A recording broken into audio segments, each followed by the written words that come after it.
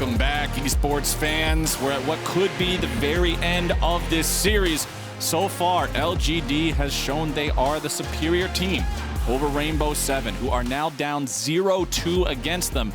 And I mean, Raz, when we look back at Rainbow7 and their domestic journey to get to Worlds, they had to pull off a reverse sweep to earn their spot.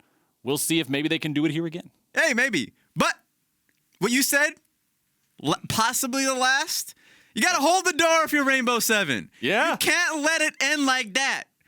I like watching the domestic finals that they had versus All Knights.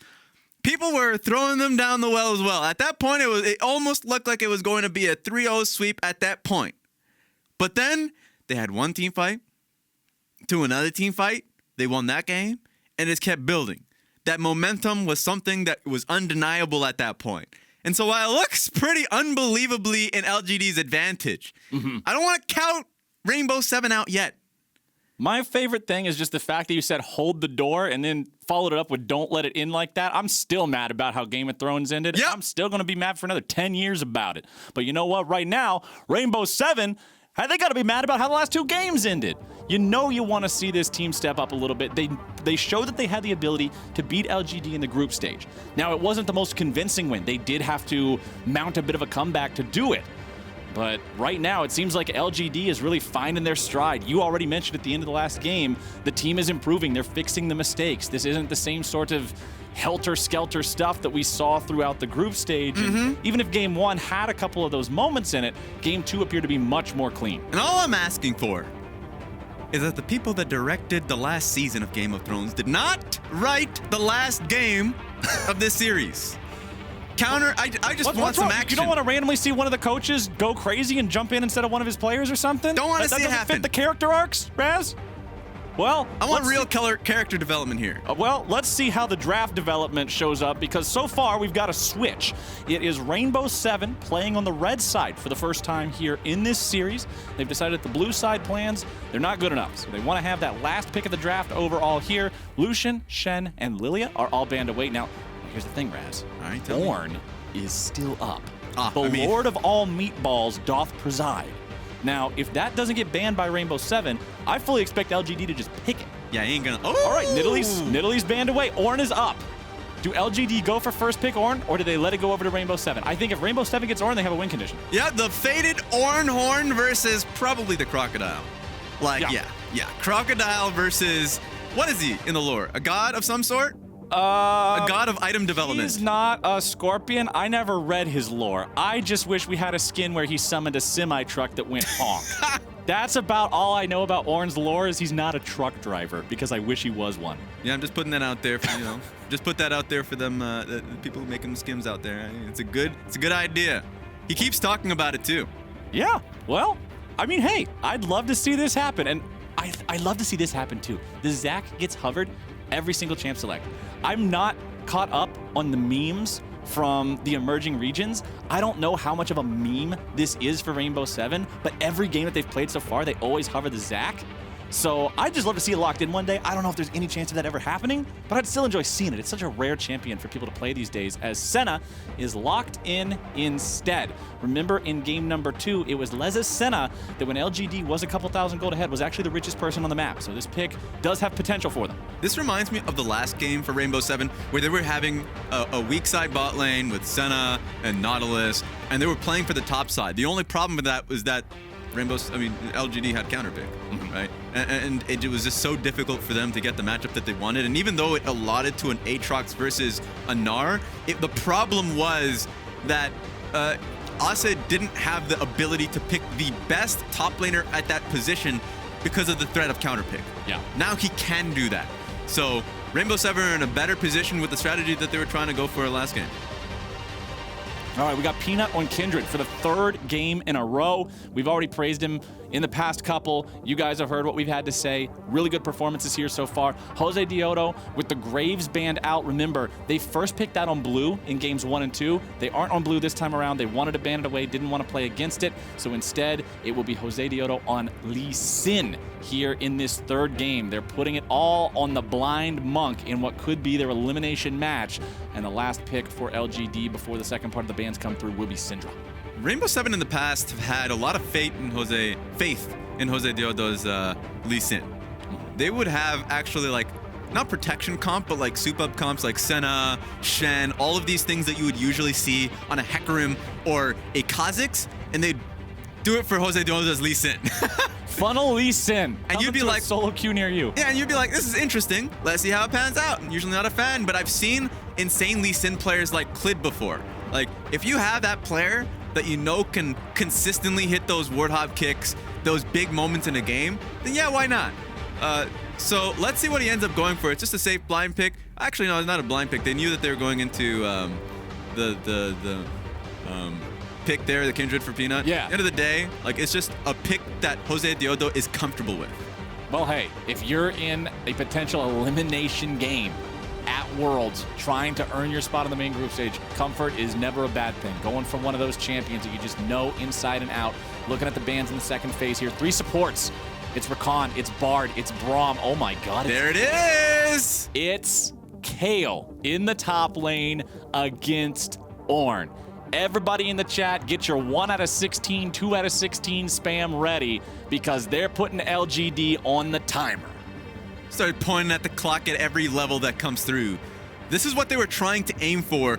They know what matchup they're into, and as the game goes on, it just becomes unplayable for the Ornn inside lane. The only concern is the early levels for Kayle, and Peanut is going to try and attack that. He has been incredibly successful at doing it in the past 2 games, attacking the strength of Rainbow7's composition. Expect Acce to be in a 2v2 position that is not favorable to him early. Well, the final pick of the draft for LGD is Leona. So it's a Leona Jhin bottom lane here for this squad yet again. Had success with it in game number 2. Rocking it again here in game number 3. The composition from LGD is very scary. Now, Thresh, here's an interesting option here. Lots of ability to sort of stop Leona from doing what she wants to do. You can try to flay her away when she looks to engage. Or we're going for the Sett instead. All right. You picked his support counter pick in the Sett. So we're going to have Sett, Senna, bot side.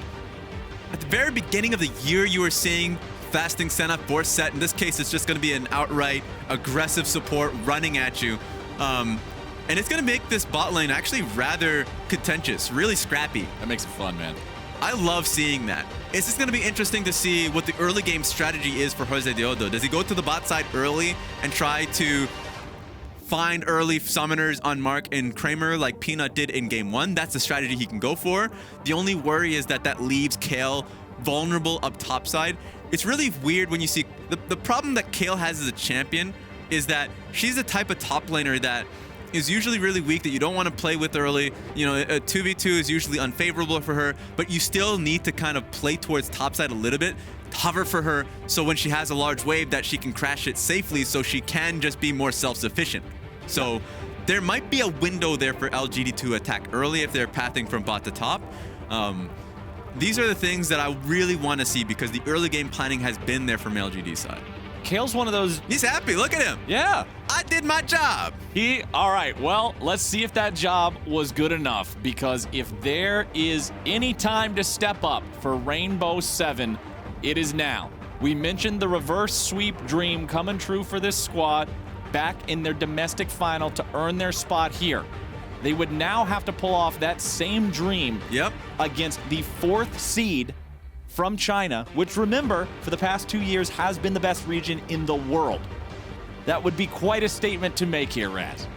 Yeah, it would. And I just can't kind of get away from what I just saw, which was Coach Skin from Rainbow7 side, feeling accomplished, happy. Everything we've heard about him in the past has been talking about the mental resilience that they had. Looks like he doesn't have any fear in the world. That's what I want to see. You've got to be able to keep it cool, keep it collected, keep it calm in these do or die moments. Going up against LGD, trying to find that win, trying to find some sort of a foothold here in this best of 5 that is slowly but surely creeping away from them. For Rainbow7, man, this squad trying to take down LGD, which, remember, LGD was the team that coming into the play-ins, everybody was like, oh yeah, LGD, we're expecting them to full-on smash, like they're gonna get the free promo, won't even matter, nothing to it but to do it, walk in, walk out, get paid. Didn't happen like that. Things were rough early on. Remember, in the one time these teams played against each other in group stage, it was looking good for LGD, but then Rainbow7, through some good mid-game objective fights, found their way back in and secured the win. So we know that this team can beat LGD. It's just, have they managed to step up enough after these first couple of games? Have they made the right changes? Are they ready to go? The Kayle, man, Kayle is one of those champions. I just described Kayle as a diva. The champion cannot be side stage. She must be the center of attention, because if not, something bad's gonna happen. Either she's gonna get completely shut down and she's a caster minion, or if the enemy team isn't paying enough attention to her, free scaling, free 16, free game. And it's just such an easy way to play the game if she ends up getting that free scaling. That she never has to join a team fight. She can, and she's really oppressive when that's the case. But Ornn feels pressured if nothing is done early to get him or anyone else on the team an advantage. And if this game can go long, I mean, we haven't been seeing really long games here. LGD has been wrapping these ones up pretty quickly. But if it can go long, that is the power that Rainbow7 are going to be playing to. Just a small thing to note of, I love the fact that What you got? flashing emotes coming into the game. We saw a Dominus emote from Mark, so they're just kind of shining teams that they've been on in the past or the teams that they're currently on, just kind of feeling themselves. I like that kind of like vibe right now LGD's feeling on top of the world. You love to see it. You absolutely love to see it. One thing I also do want to point out here real quick, a lot of the time when you see Ornn, particularly if he's the first pick in a draft, there will be a Braum or a Yasuo or something against him to shut down the ulti. Because Braum was banned in the Champion Select this game, there's nothing to shut that down. So Acce's ultis will be the only thing to potentially stop the massive engage from the Ornn. Just to point out, I did mention fasting Senna within the draft. I just didn't think that was going to be the case. We haven't seen it in so long. We're seeing it this game. Yeah. Fasting Senna, the Doran shield for Shadow's Sett means he will be picking up the farm here in the bottom lane. Leza's just going to be grabbing the souls, applying poke with the sickle whenever he can. This is interesting. It's been a while since I've seen this too, my friend. Yeah, and just so people are kind of caught back up, as Ornn has given them hands. Them hands, just slapping them. Is the fact that, yeah, you do go Grasp the Undying because you can naturally and easily proc it. You can stack that up within the lane, get extra HP. Your build usually goes towards Black Cleaver into Frozen Heart. So once you get the Frozen Heart, then you'll have that slow. The Senna... Frozen Mallet? Oh, yeah, Frozen Mallet. Yeah, Frozen Mallet. Okay, I'm just making sure there wasn't a new tech that came out, because I was like, I'm pretty sure it's the hammer. Yeah, the hammer. You want the Frozen Mallet. And so it just makes it so, as a support that isn't getting many resources in the game, you are just insanely strong front to back. So it's nice to see this from Rainbow7 because I haven't seen a fasting Senna for so long. Oh man, here comes the dive onto the Kayle immediately at level 2. They need one more auto attack to do it. Game 1 bot lane, Game 2 mid lane, Game 3 top lane. Peanut is a serial killer in this series, constantly getting involved for the first blood. All right, let's see if he can answer back. Quick flash from xiye. Does not want to trade HP. But to your point, hell yes. Peanut has been stellar this series, and he's always been attacking what is the identity of Rainbow7's compositions, or the strength of such. So a huge wave that was crashing into his turret. He ends up dying, has to lose TP going back topside, and now he's just going to be under threat from Peanut. He's not leaving that top side of the map. Very well done by the jungler of LGD here. Josedeodo picking up the crab in the bottom side river. So one crab for one crab here between these two junglers. As let's see if Jose can make something happen in bottom lane. He is standing on top of a ward, so I don't think LGD is going to give him the opportunity to really make anything happen here. Remember, since you have Senna and Sett, they don't have the biggest long-range engage, but they're immediately getting the flash out of the enemy Senna. And that means that Mark now has to flash in return, getting back underneath the safety of his own turret. So 1 for 1 on the summoner spells here in the bottom lane. They're just playing on a tightrope, Mark and Kramer. I love it. Because they have that vision of him, and they recognize, okay, Lee Sin's starting to walk away. Now we can just punish Senna's positioning. And he's going to start looking for Josedeodo. There's no one that's necessarily coming to their aid, recognizing that Peanut is topside. Mark and Kramer are just confident they can hold it on their own. I was going to say, Peanut's nowhere nearby, so if they try to flex on the Lee Sin, that does make life a little bit more difficult. You can see Peanut moving to the enemy chicken camp, stealing that one away, grabbing the Mark. on that, meaning he's going to be stacking that passive up rather quickly. And that's one thing you always got to be worried about, right? Like sometimes we see junglers trade off quadrants. Like you take my red quadrant, I take your red quadrant, whatever. We both still get the same camps. Yeah. Not the same story when Kindred is in the game, because now Kindred is building up those marks. Remember, 4 is the sweet spot for that first range upgrade. Makes you feel a lot better in the team fights if you can have that one by the time the mid game rolls around. And for Peanut, stacking these just feels great. And throughout the series, he's had such a high win rate on this champion. And before I get to that point, that Kramer. was not the right timing on the cleanse, my friend. Tries to go for the deadly flourish, but only finds a little bit of damage. Won't get the CC coupled along with it. So, bit of a misexecution there on the cleanse. Yeah, I might need Leona to hover him on this wave. It's not too big, so he should be fine. Thank God he didn't have to burn Flash without changing the story of bot lane. Might need a little bit more attention from Peanut, but he stays safe. Man, I mean, this is more than just a tightrope. They're just falling. That was one of the America's Funniest Home Videos tightropes where you slip on the thing and then just fall on it. So, yep. Fortunately for him, the cooldown of cleanse isn't as long as some other summoner spells, so it should be back up here before too much longer. But speaking of being back up here, the name of the game is Peanut, my friend, and the name of the game is also Kayle's got no level 6 and Ornn does. If they can properly land the initiation from the Ornn, he's building himself an extra item just to make sure he's ready here. Gets interrupted on that, looks like here. I like the cull on the Ornn too. Not the best stat profile for him as a champion, but he still just wants to get the extra value out of the lane, knowing how free it is playing against a Kayle. Another camp steal coming out there for Peanut, taking the large Krug away from Josedeodo. But now that Jose is back here in the top side, they're not as confident going for the dive onto the Kayle. Yeah, I think they botched it a little bit because they could have done it on the wave in which Langx was just forging an item. Yep. He actually didn't need to do so. I thought that was a great window. As you're correct. I mean, level 6 to Langx and level 5. And it's with no TP on the Kayle as well. Not only do you are you just mostly vulnerable, but you lose the entire wave and a half. I thought it was a bait, honestly. I thought that building the item was a bait to make Kayle walk up and slap you, and then as soon as she slaps, you summon the Ornn horn and you go in and the dive happens. Yep. But apparently, he just really wanted the Bomby Cinder, so not what we got, as Peanut is in the bottom side here, clearing out his own red, goes back to his own Krug. Still level 5 here on the Kindred, does have a level advantage, or no, does not have a level advantage, excuse me, has a very small farm advantage over his opponent in Josedeodo down here, but comparing the farm in bottom lane, very, very close between the two sides here. So now the engage comes through from Mark, looking to see what sort of damage they can set up onto the Rainbow7 duo, but the disengage is good enough. The heal from Leza giving him the extra speed to get out before Peanut gets in. And that's how hard it is usually to gank a Senna lane. Not only is it hard to get a point and click stun by any means, right, because of Senna's W is just going to negate a lot of that, but also just the movement speed. That's just a factor that people don't ultimately take into consideration. It's a good enough movement speed for you to get out of most situations. So incredibly safe. Checking out the replay here and just making sure what ended up happening. I didn't get to see what this is all about. Oh, okay, just a nice shockwave there, putting some damage down onto Syndra, so nothing to write home about. Nobody died, obviously. Flash wasn't even used by xiye there, but just sort of showing why he had to go home and why the lane's in the state that it is. As Peanut heads back into the top half of the map, now looking to grab this Rift Herald.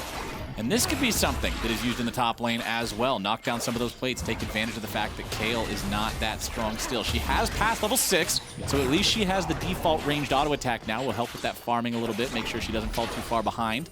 But still not feeling great as a champion yet. Really wants to hit that level 11 before she feels relevant. Yeah, the key is that she's now can self-sustain throughout her lane. She doesn't need her hand to be held by a jungler by any means. But Josedeodo and the rest of the squad needs to just trade sides, and LGD are keeping eyes on them, just making sure if this goes on for too long, they can fight this.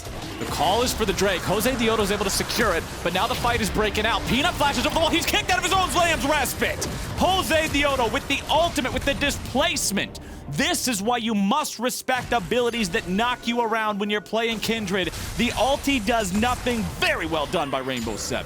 Yeah, one of the few champions that really can disorient the Kindred. That was just really beautifully played from Josedeodo. And he let his team know that he was going to do it too. Like, they were coordinated, recognizing they could just burst him down before he hopped right back into his ultimate. Excellent stuff from Rainbow7, making sure that the rest of the team was hovering around close enough for that to be a play that they come out on top of.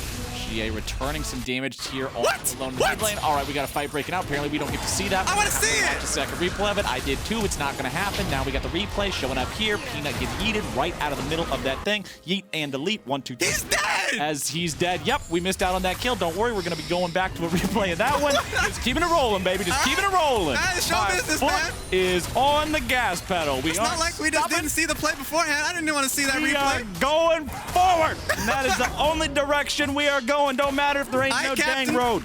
You take the wheels, Captain. All right. We'll get a replay of it, I'm sure. We'll see exactly what happened there in that mid lane, but it is hopefully not at the same time. Okay. Yeah. Oh no, it's in the bottom right. Okay, I got a cast for the smaller size replay here. Shockwave comes through. Now the pursuit is there. Peanut showing up, looking like he might be able to protect him, but oh no, here comes Kayle, and that's the important part. The money is on the top laner, as what is this, my friend? We've got Shelly summoned up, making a surprise visit. It's Peanut and Langx looking to take down the remainder of this turret, and there you go. Perfect use of Rift Herald, getting the charge off on the last 2 plates, and with the first turret down and all 5 plates about it, giving them bonus gold. That is so much money in the pockets of LGD here. They even get off the second headbutt from Shelly onto the tier 2 turret, putting some meaningful damage on that for later. Yeah, it's beautiful. I mean, Acce right now is kind of just being taken advantage of. And even though Rainbow7 are sending members just in case he gets dove, it's not as if LGD are playing for him anymore. They're not looking for the kill. They're just trying to get as much gold as possible and get Langx ahead so he doesn't have to be in that lane state anymore. So now, he already got himself some items, you know? Yep. Nice little Sunfire cape. Can play towards the next objective, though it's going to take a little while longer, like 2 minutes and 30 seconds, but it's just going to be hard if Rainbow7 lose a fight. But take a look at this. Oh, hi, Mark. Let's see if the teleport can save him. Josedeodo needs a little bit more damage. Senna ulti won't find him, but the kick will. Sin doing that smooth criminal type of engage, as now they're looking to find some more onto xiye. Mid laner in trouble. This is not xiye's game. That Lamb's Respite didn't do a damn thing. Peanut's trying to run all the way away, but he's stuck in a 1v5, which is exactly where Rainbow7 wants him. Game 3 is looking so different from the first 2. There we go. Rainbow7 rallying together. And it was just one fight that we needed to see Rainbow7 either be put in the dirt or to be coming back. And it seems like they found another pick here. Kramer is going to be the next guy. Shadow with the slam into the wall. Needs a little bit more follow-up here. Flashes away from the root of the Senna. But now the curtain call is opened up. Let's see if they can protect him. It's saving Private Sett. But the flank from xiye puts him in a really weird spot as he's going to be chased out. What are you doing, man? Alone just tosses the ball at him, picks up another free kill. 0, 3, and 0 this game for xiye. He tries to show up to stop his opponents from escaping, to facilitate Jhin getting a kill, but man, that backfired. A little disheveled. Like, the last minute and a half, it feels, has just been LGD blundering a few plays. That is a not good look for xiye in the mid lane. He used his teleport to go down into the bottom lane and find himself back with a black and white screen here yet again. Let's watch the replay as Mark gets jumped on. Yeah, so it just turns into a bit of a domino effect where they want to save Mark, or at least try something on the back half of it, so Langx responds with an ultimate, and TPing to the play. It's just great that the flash comes in from Senna because they found that target in xiye. So that was his first death, and they're able to just take them down like lemmings. Oh no, the lemmings. LGD's gotta stop jumping off that cliff, I'm just saying. Well, right now, Alone is hard mid-diffing this game. He is 2-0-4 on the Orianna. He has a very modest CS lead. Full kill participation against his opponent, who is half of LGD's deaths. It is absolutely just not comparable between these two at this point in the game. 2-0-3 for Josedeodo's Lee Sin as well. We gave Peanut a lot of props for his early presence in games 1 and 2, and also in this game, so I want to make sure we are crediting Josedeodo for a very solid performance here in game number 3 as well. Getting a lot done on this Lee Sin, and oh my goodness, Raz, look at the inventory. Lethality. This is a build that is very heaven or hell, because it puts you in a spot where you're super squishy when you go in. That's true. Even if he's only stopping for Umbral Glaive and then he'll go for tankier itemization after that, it's still an opportunity for LGD to potentially punish him if things go awry. Now the Drake's going to be secured. Now xiye moving forward. A shockwave onto 2. Beautiful placement on that, but it will not matter. Mark is underneath the turret, and the kill comes through. Mark going into the stasis, stopping the damage coming out there, but in the bottom side, Kramer is kicked into his own demise. Mid lane TP shows up to prevent the push from going any further. It's blood for blood across the map. This is turning into a Lee Sin highlight reel. Even with LGD finding a coordinated play through mid lane to get the kill on towards Leza, Josedeodo found a lonely Kramer in the bot lane. He's making it happen, man. I said that it's a heaven or hell type of thing when you have the lethality on Lee Sin, and you just got to see the heaven version where he shows up, finds an isolated, squishy target. Get that tower goal. And just 100 zeros and pick up that money. You're the carry now, my friend.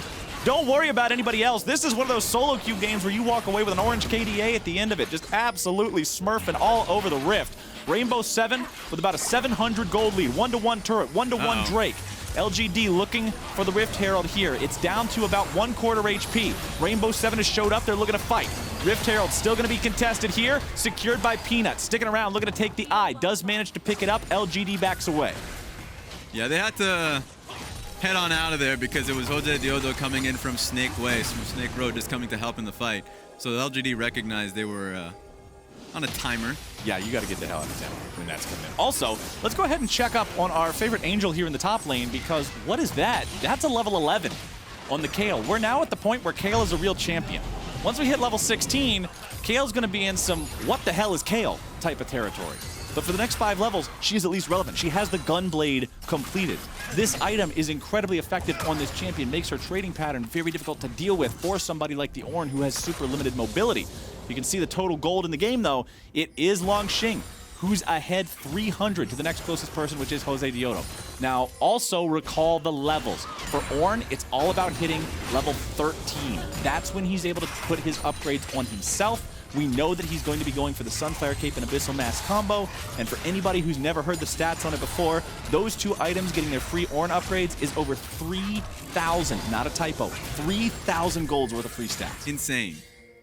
My only concern here is that while that's the case, and all of the gold being on Langx is because of how Peanut was heavily playing towards that side of the map, putting Rift Herald there, getting him all the plates, all of these things that made Langx so rich. How is he going to pay it forward to the rest of the team is my question. Especially if he's in a static lane where the sustain's there for Acce. xiye, you're being hunted right now. That was concerning. Edge of Night pick up there for Josedeodo. Which Really like this. Yeah, I love it. It's a nice kind of like halfway between defensive and offensive. He's just going to blow up anyone that he ends up seeing. And they were looking at Peanut just a little bit over there. Yeah, I really like the in terms of lethality items, that's the one that I would want to see on a Lee Sin. Just going for the pure lethality items that have no defensive components to them feels so risky when he dives in, because he's pretty much guaranteed to be killed in return. And when you're 3-0-3 and have that big bounty in your head, you don't want to be trading 1-for-1 like that, right? So, super big fan of this itemization choice. Really like it here. Next, Drake not spawning for another 2 minutes. Still about a 1,000 gold lead here for Rainbow7, and considering they have this kill advantage of 7-2, you want to see them translate the future kills they find into more gold, into objectives after the fact, and really start to take over this game. Now the Senna getting closer to that Frozen Mallet completion, which honestly really changes things up for her. Makes it so much easier to set up her own plays. You get the slowdown, you're able to more easily set it up for your own follow-up CC after the fact. And the rest of the team can also follow up on that very easily. We've already seen Alone hit some big shockwaves this game, making sure that he's hitting multiple enemy players with it, outplaying xiye with it in the mid lane a couple of different times. Yep. The gold graph, interesting, because for the first 14 minutes or so, things look just fine for LGD, but then things have since shifted, and they haven't gone back to LGD's favor just yet. So Josedeodo finds Peanut in the mid lane, but Peanut is able to defend himself here in the 1v1. So I think this is the first time. Ooh. That was a nice cue, but he can't follow it off. Yeah, it's the first time I feel like that LGD have actually found themselves in a deficit of the first 15 minutes, and it's against a comp that outscales them pretty heavily. With both the Orianna, Senna, Sett, and Kayle, they should just be happy trading. I mean, well, LGD shouldn't be happy trading. Rainbow7 for sure should be. And just take a look at how close Acce is towards the Nashor's Tooth. That being said, they're 5-manning through mid just because they know that they'll be able to get control through mid. If you're just seeing 5-man from LGD versus Rainbow7, Rainbow7 just have the range advantage. So it's going to be hard for LGD to actually do anything. At this point, you either concede completely or you just outright fight. Oh. Looks like they're doing it right now. Here it is. Langx. Oh, he's going to be interrupted. That was beautiful coming out from the Sett. Shadow makes sure that the Ornn horn's not able to be fired back, but he pays for it with his own life. It is a 1-for-0 so far. The sacrifice made by Shadow. He knows he has to put himself in the bad spot to save his teammates. Langx still tanking here on the front lines. Drake is alive. Senna off the side. Deadly flourish finding the mark. Xiye not quite able to follow up with enough damage to kill him off there. Mark down to 300 HP. Very much dangerous territory. Yeah. Here for this Leona. Josedeodo still alive. Has flash, has ulti. LGD must be respectful of this. And the Drake is being started by Rainbow7 and Josedeodo. Even though it was Shadow, the only person who died in this fight, it is Drake going the way of Rainbow7. It's crazy, isn't it? And then all of it because Mark already used his ultimate on towards the Orianna and nothing was followed up on. It was just a 30% HP. Mark, without an ultimate, at that point it might as well be a 4v4. And Rainbow7 had the scaling and the range advantage. They want to take that fight. Rainbow7 get the Drake, but LGD do get the mid lane tier 1 turret in return. As Alone ends up face checking into Peanut here.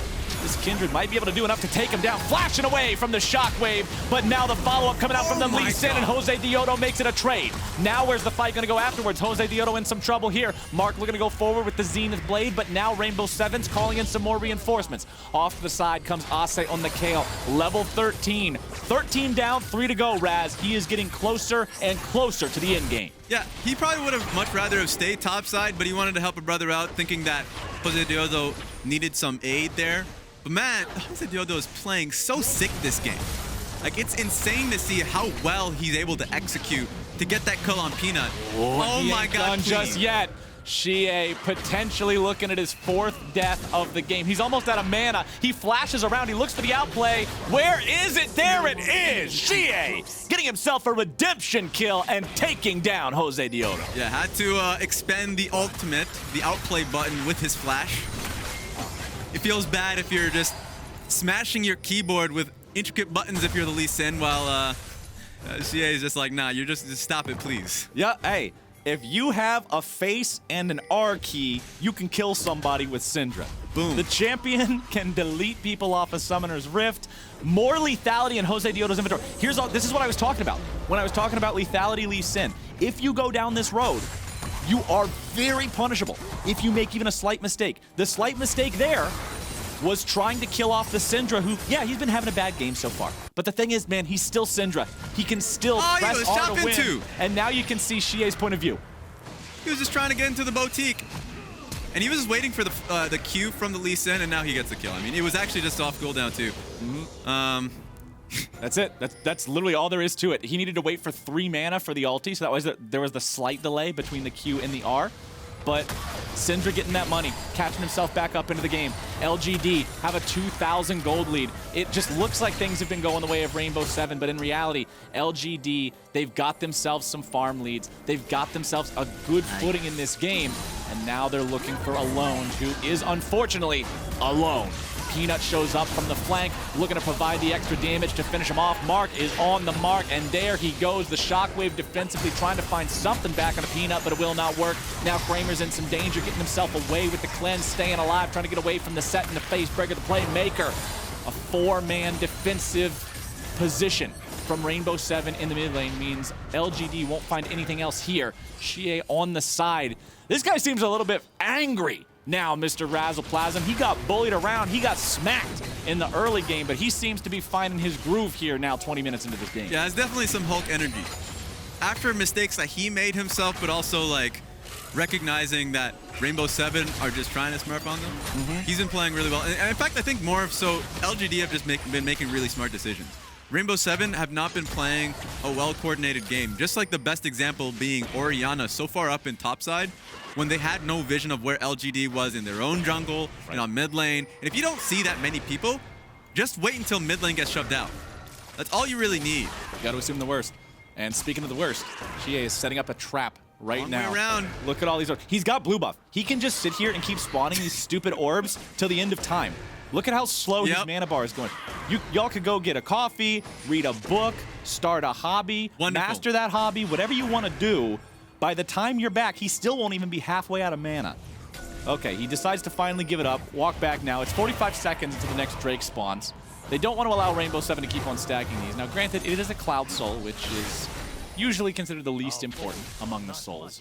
But they still don't want to just keep giving those away for free here. Also, considering just the base Cloud Souls do lower ultimate cooldowns, when you're up against something like a Kayle, that's a pretty big deal. And LGD are hanging around the Baron pit. Yeah, they might just end up going for a sneak here, but they recognize Rainbow7. Yeah, he had to ulti just to check it. He didn't know if they were on the objective or not. Vision ulti from the Senna just to make sure. Ends up sort of thwarting LGD's plan to set a trap. But who needs to set the trap when you're able to make the engage? Now it's Shadow in the middle of 5. He's going to be kept alive there by the Kayle ulti, but now he's using the shield from the Haymaker. Shut down onto xiye. More damage coming in, looking to find some sort of a retaliation. Acce is down. Langx's tanking up everybody. That's the power of the Ornn. Beautiful shot from Kramer's Jhin to equalize that fight, make it so they're doing just a little bit better now. Leza running away, trying to escape from Peanut and Langx. This Kindred is fast chasing him down. Applies the slow, and Mark's coming over the wall there with the blast cone. Langx just trying to block off the escape route. Leza wants to get away from this one, maybe try to find some sort of a way out, but there is none, my friends. Peanut picks up the kill, and LGD take the fight. That's a pretty delayed kill too, which means Rainbow7 can't contest for Vision for a very long time. Once LGD ends up picking up this dragon, it's going to be hard for Rainbow7 to even turn their gaze towards Baron for a little bit. So LGD being able to pick up that fight, very well done. And even kind of going down to the minutia of, yeah, well, now your AD carry is gone, so we come back from base, we can still hold the vision that we have on the map. But take a look at this, which is, you know, no ulti from Leza. And then when Sett goes in, he actually eats the full ulti from Acce. And Acce goes way too close in, fantastic Leona ultimate, and they're able to assassinate the Kayle so quickly into the fight. Guns down the Orianna at the end. Oh, it was such a good shot to take the Ori out of the picture and make sure both solo laners were gone. Damage dealt in the last fight. Kramer topping the charts, and Langx right behind him. Just Ornn things, as once again, the Sett is in some trouble. Shadow is toast. Kramer is on a killing spree. Acce is flashing away. The Kayle ult is down. The enemy bot lane carry... The worst part about fasting Senna is I don't know what to call him. Are they a bot lane carry? Is he a meatball? Either way, okay, off the screen, Acce's dead. Now we got a whole lot of problems for the side of Rainbow7. Peanut's trying to get away here from the Lee Sin. Has to respect the fact that the kick's still ready to go, and there it is. He wanted to save the Lamb's respite to see if he could outplay the kick with it, but it does not matter. Josedeodo trying to keep this team alive. Just performing CPR on these boys. That could have been a game-ending situation where because you lost both your Sett and your Kayle, the Baron goes over, but now the enemy jungler's dead, so at least they have that little bit of security now, continuing to chase Josedeodo. Remember, he's got no kick. He's got no real disengage. Kramer's spinning the gun around. Where's it going to go, man? You just got to walk up and pull the trigger. Quick. Boom! Rampage for Kramer. I saw it in his brain, too. He wanted to get the kick on, the Q on towards the Leona so he can buy a little bit more time. He is trying his hardest. His back has to be broken by the end of this one. I hope the man's got a good chiropractor, because there's going to be a lot of work required after this performance. 5-2-3 here on the Lee Sin. Needs to get back on the map as soon as possible here for his team. Let's take another look at how this fight started top. Yeah, we didn't get to see the full context of why they were so far up top to begin with, but like at this stage, it's already over. I'm not a fan with the 2 Kayle ultimates in a row that are just being expended on the Sett, who is bound to die. I would like for it to be used on the carries that they have. But now they got to play for this Baron, and it's, just goes over. I like the Shockwave attempt to steal it. I don't like the fact that he has to die for that afterwards. There comes your CC going through. Now Acce's in danger. Hey, we're talking about ultis that are on a man doomed to die, and Acce will just find himself with a black and white screen again, man. Again. Rainbow7, it was looking like they might have found their footing in this series, but LGD has just turned things around. And this is great to see. Yeah, Look at the Ornn. He's messing around right now. This is the most Ornn thing I have ever seen in my life. Hit me! Oh my God, this champion, man. This is what I was saying. You can't just go on red side and leave Ornn open. The champ is ridiculous. His power, his presence, especially if the enemy jungler is going to play around him in the lane early to help make sure that he doesn't have trouble with that Kayle. Now he's got his Warmogs already done. Look at his health. Just filling right on back up. No big deal. Only 4,000 health with 200 of both resistances. Now you guys can kill that, right? This is how a tank player has fun. it's weird to go into a mind of a top laner sometimes, because if they just enjoy playing tanks, they love taking hurt. Oh, you thought you could kill me, huh? This is one of those kinds of, I like to play football because I like getting tackled. Just Head coach like, huh? The hell I drafted you for? For this, coach, it's 5 guys try to dogpile him and he just stands tall. Good golly, Miss Molly. This Ornn, 1-0-9, 10 out of 14 kill participation. That's over 70%. And he's just still going strong. LGD with Baron for another little bit over 1 minute here. Pushing down the bottom lane. Tier 2 is gone. Everybody's wearing purple. It's Langx in the mid lane providing the 1-4 split. Rainbow7's gonna need themselves a good team fight to find success here. Yeah, the Senna CC finds its way on a Langx, but how's that matter? Yeah. It's an Ornn. He's way too tanky for them to commit to him all the way. He also will regenerate after the fact with the Warmogs. Kramer's putting the auto attacks along with those cannon minions, blessed up with Baron, into this bottom lane inhibitor now, and that one's gone. Deadly Flourish coming out along with the Solar Flare from Leona, and once again, the Kayle ulti is on to Shadow. Big team fight ulti down, now the re-engage is coming through. Ornn looking to knock somebody up into the air, is gonna get the flash out of it. Leza not going to die, making sure he stays alive through that one. Langx eating some auto attacks on the front line, but it will not matter here too much. Mid lane inhibitor turret is down, mid lane inhibitor next. Shadow so much in danger when he tries to frontline without that Kayle ulti available. We've seen every single time he tries to go in, he just gets stopped. It's getting real hard here for Rainbow7. Only thing they can kind of hope for is that LGD just full base, but of course they're not going to do that because they can just pick up Cloud Dragon on the back half. That would be foolishness. Exactly. To full base after you take down both enemy inhibitors and you're feeling stronger and you know Kayle ain't got an ult. Nope. Don't Foolishness. LGD will not subscribe to such a school of thought. Instead, they will make sure that they secure themselves that Drake. That is the 3rd Drake of the game for the side of LGD. 1 away from the soul. But Raz, I'm going to be honest with you, my friend. Tell me. I don't think we're going to see it. I don't think this game's lasting another 5 minutes. It just looks so over, especially when you have 2 inhibs down. All you really have to do is just 5-man topside. And Rainbow7 were trying their hardest. Now, I hate to see it. And look at the Ornn items. Everybody on the team except for Leona has their Ornn item upgrade. Leona doesn't have an item that can actually be upgraded, which is why she doesn't have hers. Yeah. Ornn is level 17, so Langx can upgrade it if Leona ever makes that purchase. But honestly, just the power of the items that she has so far is worth more than having one that gets upgraded. So understandable. Let's see if they can make their game-ending push right here. Langx and LGD, if they win this game, they go ahead, they secure their spot in the next round of the play-ins bracket, and they send Rainbow7 home. Acce is finally level 16. The Kayle has scaled, but will it be enough? The remaining inhibitor turret is now the target for LGD. Peanut has Kayle marked, just sort of implying his intentions in the upcoming fights as the super minions are taking down that Nexus turret pretty swiftly. They just need to sit there and wait. Minions will do their job for them. I'm a little afraid because Rainbow7 felt like they weren't really, you know, comfortable of who was actually going to take the wave. They sent 4 people initially, so you need to have 4 people here to at least defend the 3rd inhibitor. Oh no, Rainbow7. Don't get triple inhib. It might be time to do or die. I'm sure they would much rather do, but I don't know if it's fully up to them. Shadow's going in. Shadow's alone. Shadow leading the charge. Mark approaching from the side. Here comes the Ornn horn. 3 knocked up into the air. Call that one a strike right down the lane. And there you go, baby. Hit all them pins. Set him up, knock him down. Kramer's looking for the 4th shot and will not find it. The Angel will lose her wings. Acce tries to clean these guys up, but he's thrown up into the air. He won't get a single kill. Josedeodo, you can do all you want, but it will not be enough. He goes in, he goes out, he is down. And LGD will 3-0 Rainbow7. They look great. LGD really turned it around from what was a disheartening start to the play-ins, but a dominant play in this best of 5 versus Rainbow7.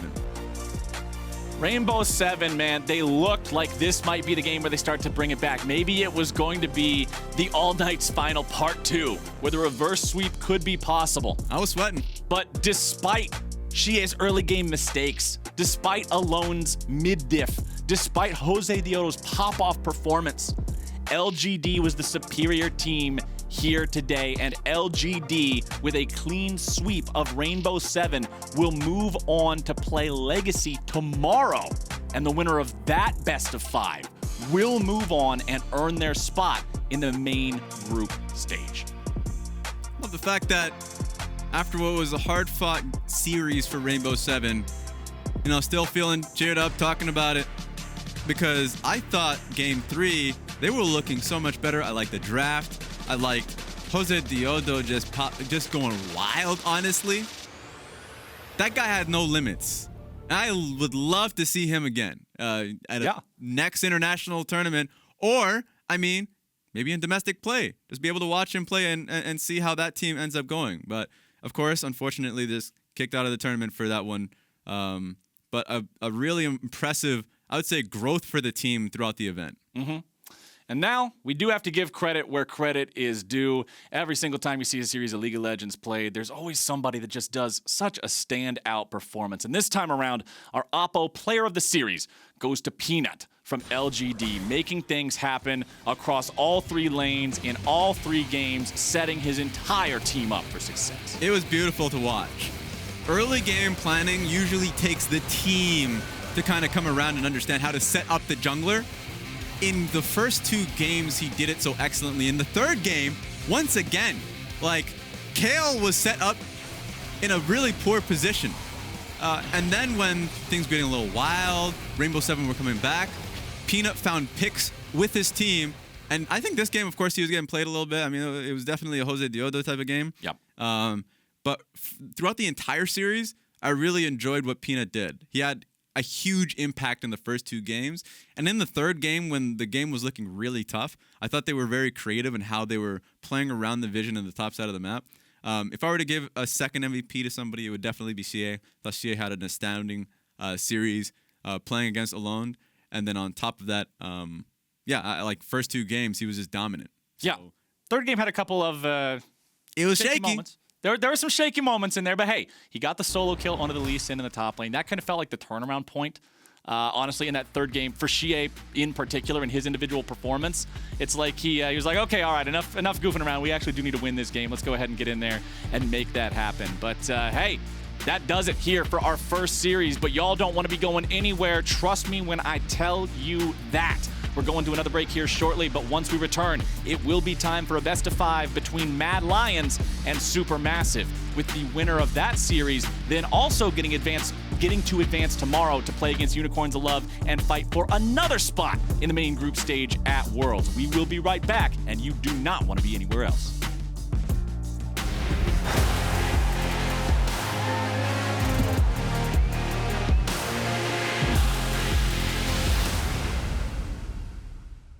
The Oppo Find series pushes the boundaries of technology to constantly create new possibilities. Crafted from highly durable ceramic, every curve is deliberately designed to feel like an extension of you. We've incorporated a 120Hz Ultra Vision screen. True billion color display refreshes seamlessly. Oppo Find X2 series.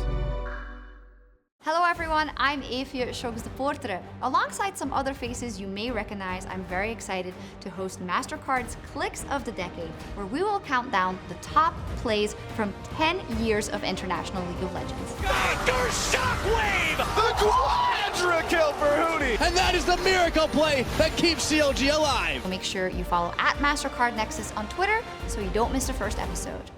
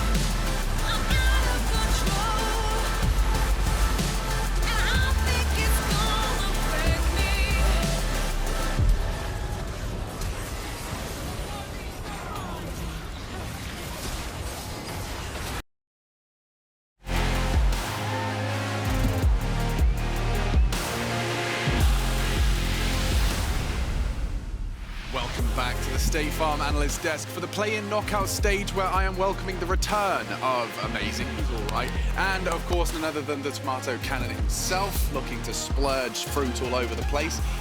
You believe tomato is a fruit? I mean, I know it's like the most ridiculous. Actually, you're a nitpicker, you love it. Culinary terms and like... Well, because there's seeds involved or something. But okay. either way, Mad Lions were the 4th seed from EU. You see that transition? Professional.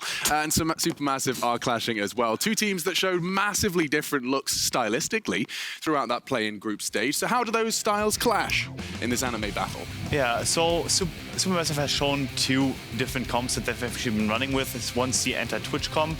Not quite sure what's on the screen right now, but... a bit of peanut action. We got some peanut action. It is what it is. No, Supermassive has shown 2 comps that they have run with in the first 2 days that they were really successful with. It's one the Twitch comp where they ran the Wukong, hard engage onto Twitch with the Azir to outrange the Twitch, and then the buffed Hecarim comp where they ran the Lulu in the mid lane, Hecarim in the jungle, and if I remember correctly, the Senna and the AD carry role. Yes. That is the flexibility that I've shown so far, and they have a focal point in their drafts, and that is Kakao to me. Right, so we've seen Kakao riding to victory on the Hecarim. What else has he been putting out? I think in general, just the farming style truly fits him. We've seen a lot of success on Nidalee. Maybe the Lilia is a bit poisonous. She looks cute, but poisonous as a champion. The Nidalee comes in, I think, in general, for this meta as amazing app they put on the first day of play. When we were looking forward to Supermassive play, was just Kakao has always been a bit of a farmer. Yeah.